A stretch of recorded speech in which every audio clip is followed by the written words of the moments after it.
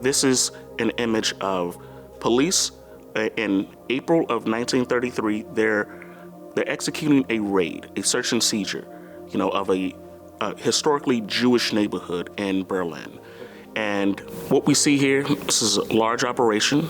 These are all police officers. This isn't a mixture of the police and the military or the police and the Nazis. These are all German police officers, and they're in their new riot gear. Remember, when Hitler comes into power, what he's doing is he wants to make sure that the police have their new resources. So they're given that. They're given, more funding. All of that. So this shows here, when they're executing this raid, they're told that they're looking for unlicensed weapons, wanted criminals, undocumented immigrants, and subversive literature. And when you think of that, just say a police officer, when I ask this question, I ask them, how might a police officer interpret that order? We're looking for weapons, criminals, people that don't belong here, and subversive literature. Cleaning up the streets. Because this neighborhood had a reputation as being a slum, with high crime, and it had been a long-standing frustration for the Berlin Police Department. So they're getting these orders, and they may look at this as they're finally being able to do their jobs. They've been given the tools that they need. They've been given the people that they need. They've been given the orders that they've been craving. Clean up the streets, make this neighborhood safe. Make people feel safe.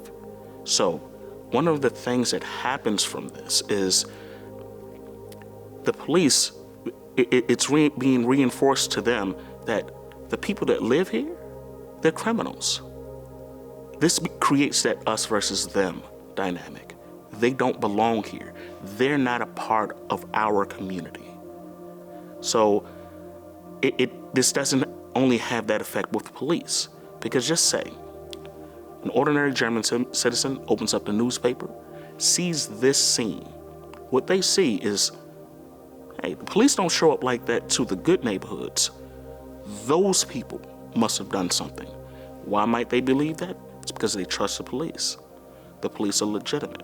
The police have the authority. The police have training.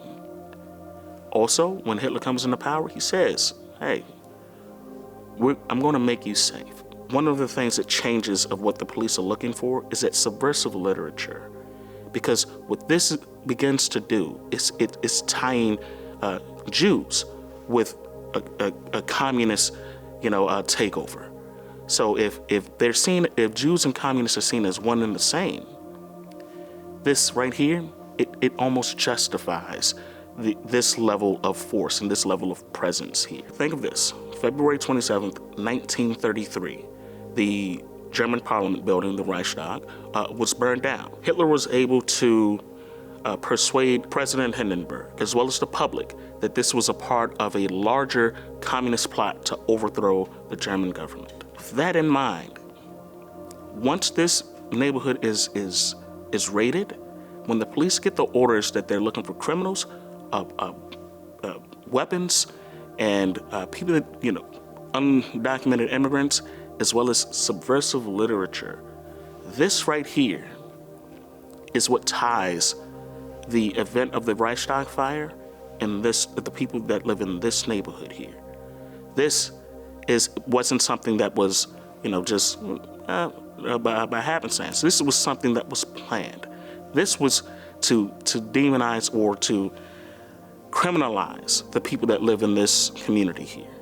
So not only would the police connect the people that live in this community with the events of the Reichstag fire, the German citizens, the ordinary German citizens that would see this, would create or find that type of connection.